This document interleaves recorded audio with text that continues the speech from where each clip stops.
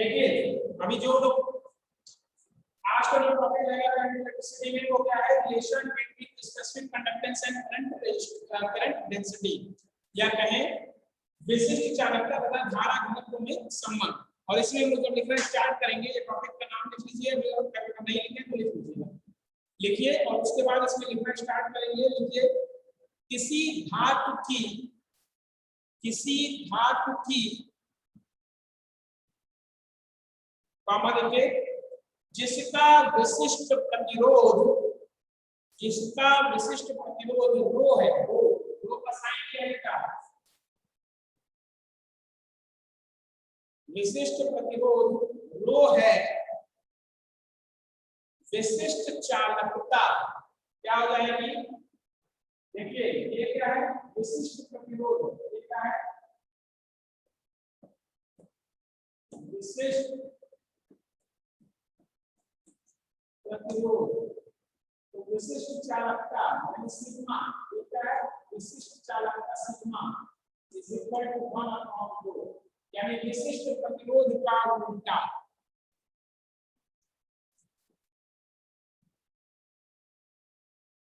ठीक, विशिष्ट प्रतिरोध की परिभाषा से जो आप लिखेंगे, तो आप लिखते हैं rho is equal to E upon J, rho is equal to E upon J। लिखिएगा विशिष्ट प्रतिरोध की परिभाषा से, विशिष्ट प्रतिरोध की परिभाषा से rho is equal to capital E upon small J। यहाँ पे कैपिटल E क्या है और स्मॉल J का ये क्रम लिख लीजिएगा। तो लिखेंगे जहां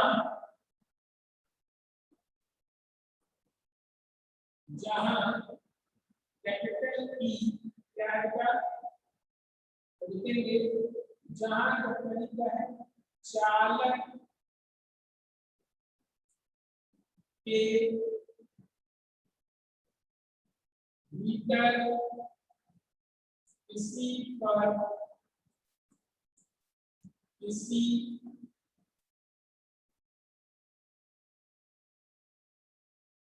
चालक के भीतर किसी बिंदु पर लिख सकते हैं, किसी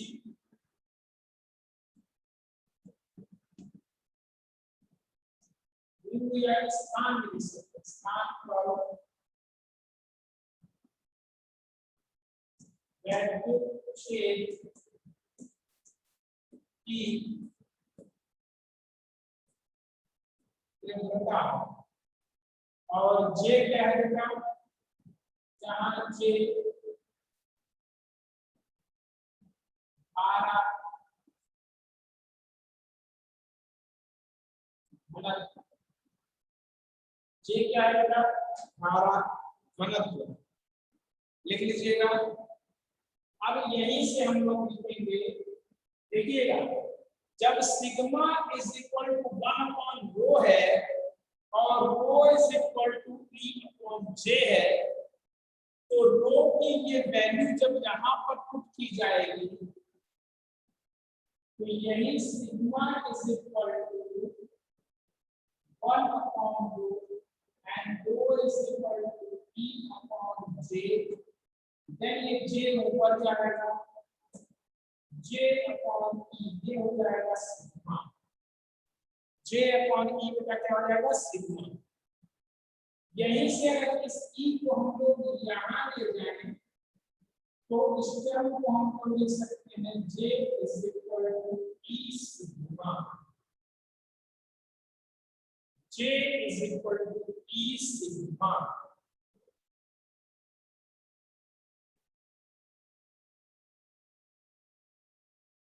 ठीक, इसी का जब आप वेक्टर निरूपण करेंगे, वेक्टर यानी कि सदिश रूप में vector J is equal to E sigma vector E। Note कर लीजिएगा, ये रिलेशन डायरेक्ट पूछ सकता है, ऑब्जेक्टिव में दिया रहेगा कुछ इस तरह से, क्वेश्चन बेटा दिया रहेगा कि निम्न में निम्न में विशिष्ट चालकता तथा धारा घनत्व में संबंध, निम्न में विशिष्ट चालकता तथा धारा घनत्व में संबंध को दर्शाता है। और उसके बाद आपको 4 ऑप्शन दिया रहेगा, ठीक है। जैसे मान लीजिए आपको ऑप्शन दे दिया, 4 ऑप्शन किस तरह से, इस तरह से क्वेश्चन बना और ऑप्शन कैसे दे देता है।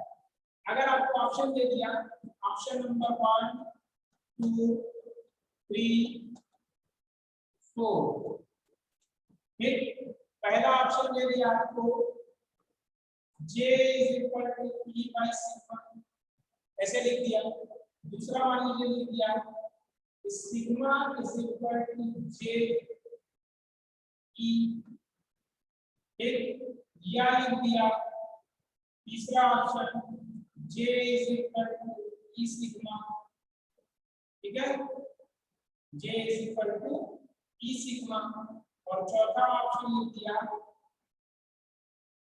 none of these, ऐसे करके 4 ऑप्शन दे दिया करो, ठीक है। तो कौन सा ऑप्शन इसमें करेक्ट होगा, जल्दी से देख के बताइए।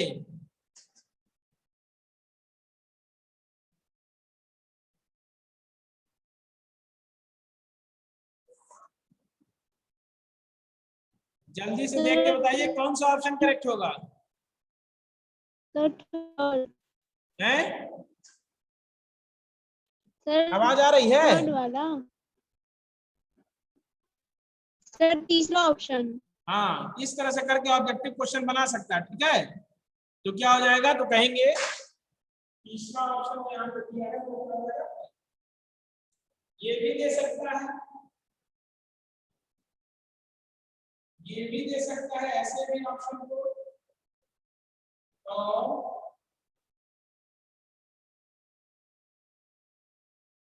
ऐसे भी दे सकता है, तीनों करेक्ट है।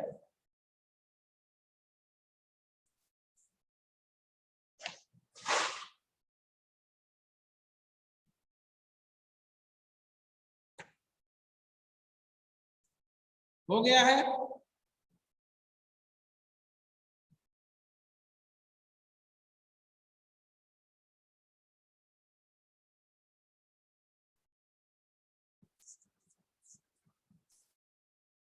अब लिखिएगा प्रतिरोध का, टॉपिक है, टॉपिक लिखिएगा, अगला टॉपिक लिखिए प्रतिरोधों का संयोजन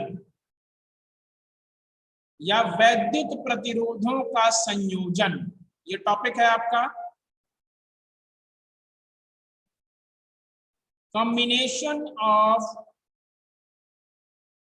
इलेक्ट्रिक रेजिस्टेंस, ये टॉपिक है।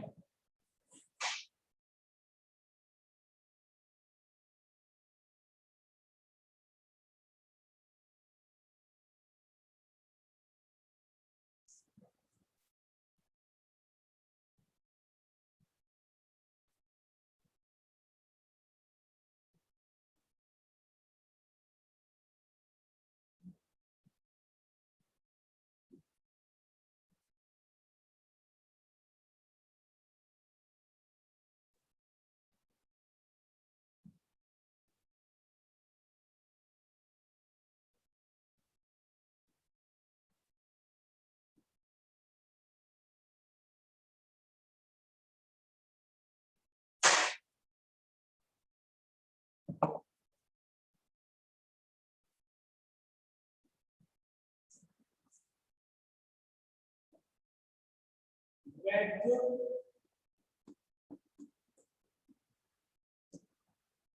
प्रतिरोधों का संबंध, रिलेशन बिटवीन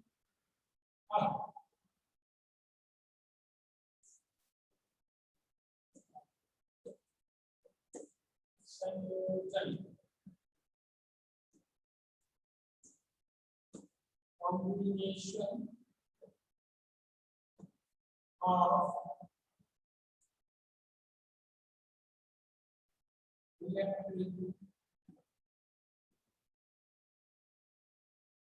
रेजिस्टेंसेस। बेटा ये दो प्रकार का होगा, श्रेणी क्रम संयोजन और समांतर क्रम संयोजन। ठीक है, पहला लिखेंगे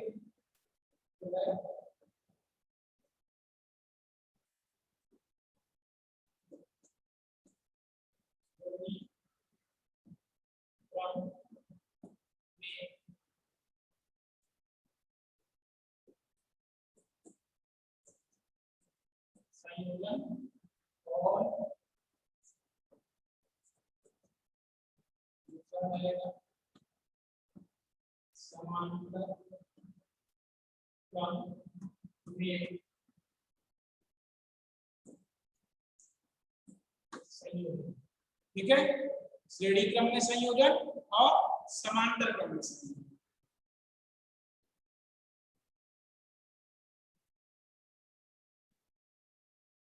डायग्राम के जरिए समझेंगे, बहुत ज्यादा लिखने की जरूरत नहीं।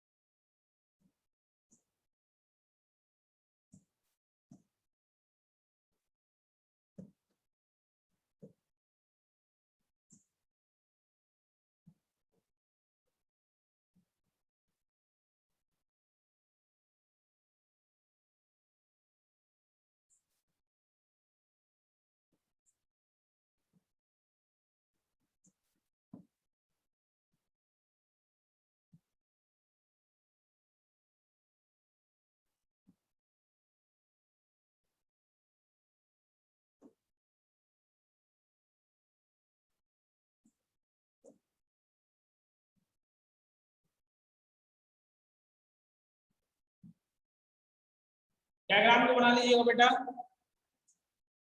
सभी लोग डायग्राम को बना लीजिए जल्दी से।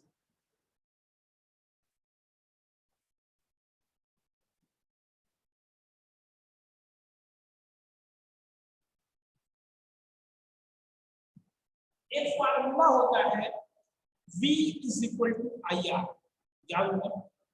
ठीक है, उसी फार्मूले से इसको दोनों को सॉल्व करेंगे। देखिएगा, श्रेणी क्रम कब होता है, जब क्या होता है, तब कहते हैं कि श्रेणी क्रम है जब क्या हो, एक रेजिस्टेंस का एक सिरा जो है वह क्या हो, दूसरे वाले रेजिस्टेंस के साथ जुड़ा हो। ठीक है, लेकिन दूसरा वाला सिरा क्या हो, तो किसी तीसरे के साथ जुड़ा हो। जब ऐसा होगा या फिर क्या हो, सर्किट में हो तब उस कंडीशन में कहेंगे कि ये सीरीज में। लेकिन अगर किसी भी दो रेजिस्टेंसों के दोनों से एक दूसरे से जुड़ जा रहे हैं तो वो दोनों क्या हो जाएंगे, एक दूसरे के साथ पैरेलल कम्युनिकेशन हो जाएंगे। जैसे यहाँ डायग्राम से थोड़ा सा समझ लेते हैं हम लोग। देखिए पहला वाला जो रेजिस्टेंस है वो ए से स्टार्ट होता है और बी तक जाता है, और दूसरे वाले रेजिस्टेंस का क्या है,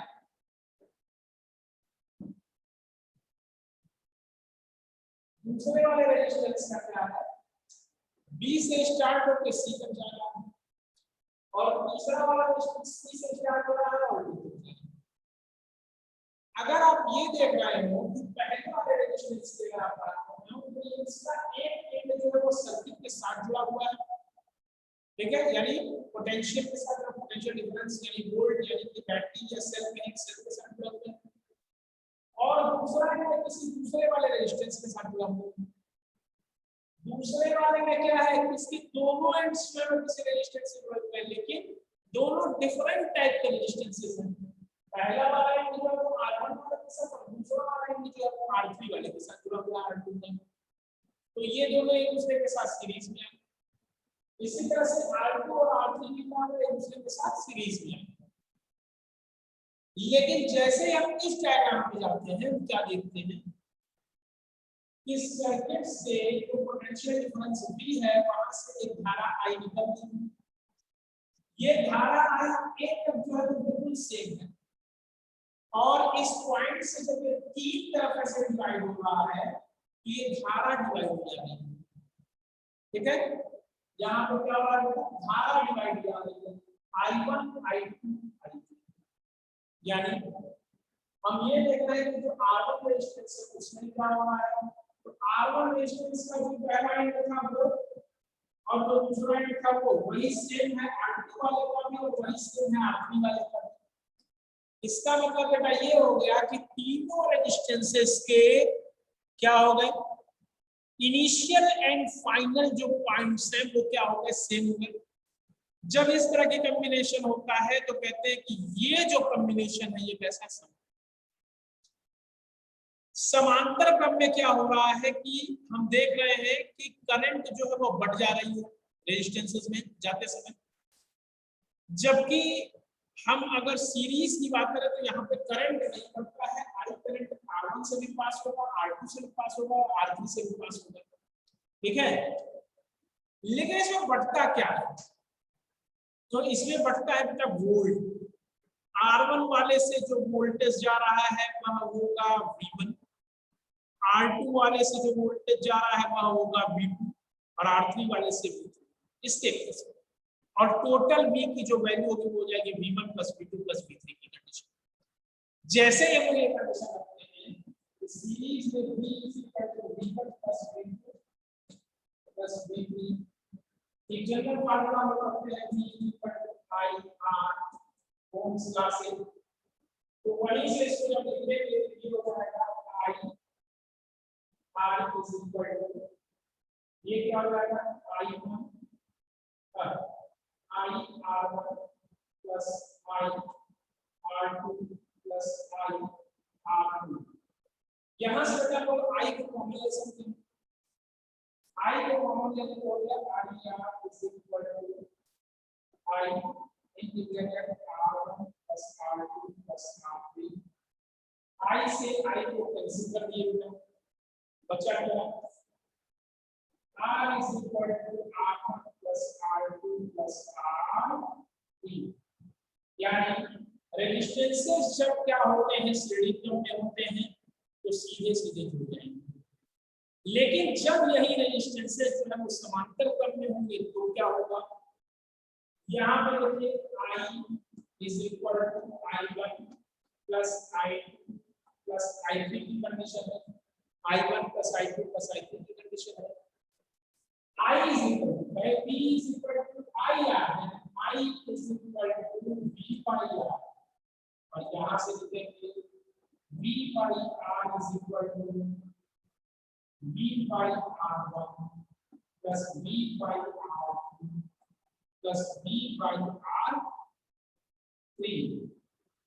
यहां से अगर b को कॉमन ले सकते हैं,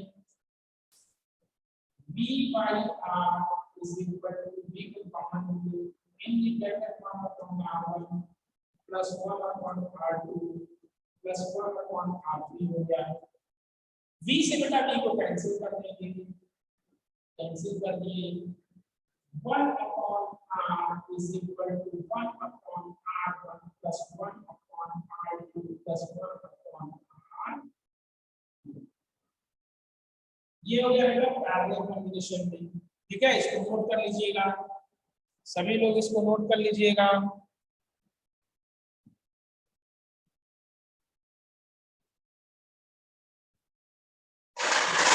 नोट कर लीजिए, जल्दी से इसको नोट करिए, फिर आगे बढ़ा जाए।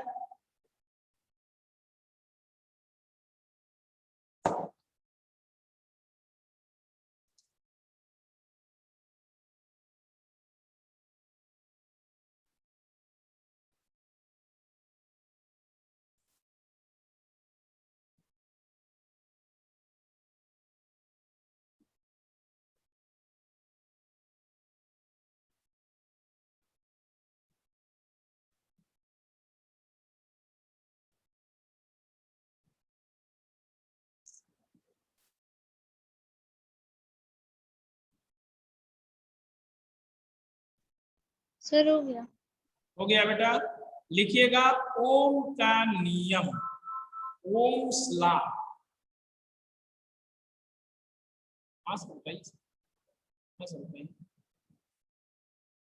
भेज दिए, भेजे एएसएच को भेजे हैं।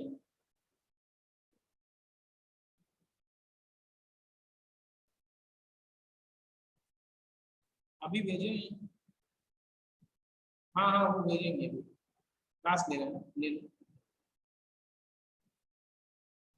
हाँ हाँ,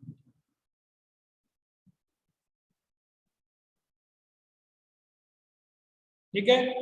अब आइए हम लोग पढ़ते हैं ओम्स लॉ, ओम का नियम।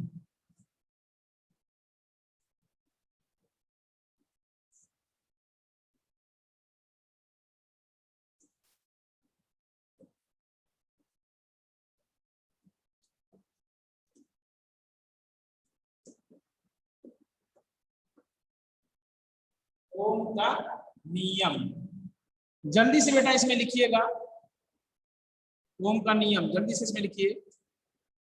इस नियम के अनुसार, इस नियम के अनुसार यदि किसी चालक की भौतिक अवस्था, यदि किसी चालक की भौतिक अवस्था जैसे ताप, जैसे ताप, ब्रैकेट को क्लोज कर दीजिएगा, में कोई परिवर्तन ना हो, में कोई परिवर्तन ना हो, तो उसके सिरों पर लगाए, तो उसके सिरों पर लगाए विद्युत विभवांतर तथा उसमें बहने वाली विद्युत धारा का अनुपात, विद्युत विभवांतर तथा उसमें बहने वाली विद्युत धारा का अनुपात नियत रहता है, यानी कांस्टेंट रहता है। नीचे लाइन से लिखिएगा, यदि यदि चालक के सिरों पर लगा विद्युत विभवांतर V, विद्युत विभवांतर V तथा उसमें बहने वाली धारा, उसमें बहने वाली धारा आई हो तो, आई हो तो ओम के नियम के अनुसार V by I is equal to constant या नियम। ठीक, फिर इसी को लिखते हैं V by I is equal to R। Graph बना लीजिएगा।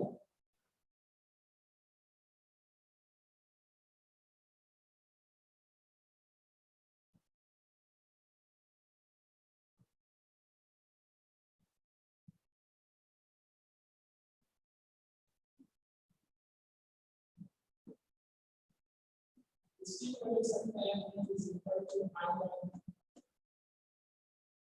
और इसी को लिख सकते हैं I is equal to V। Same तीन तरह से लिख सकते हैं।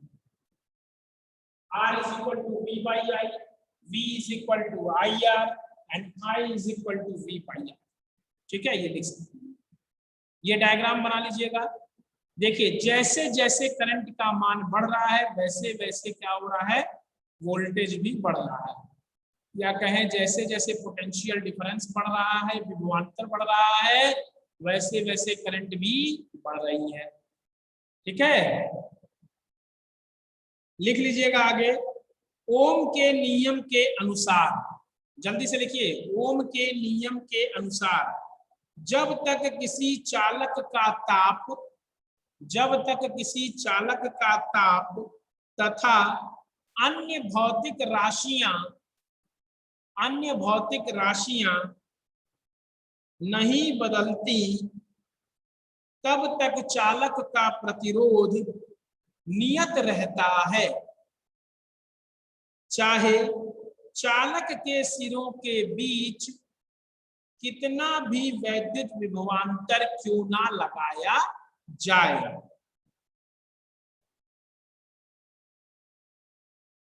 यदि लगाए गए विद्युत विभवांतर V तथा चालक में प्रवाहित वैद्युत धारा I के बीच ये ग्राफ खींचे, यही ग्राफ, तो एक सरल रेखा प्राप्त हो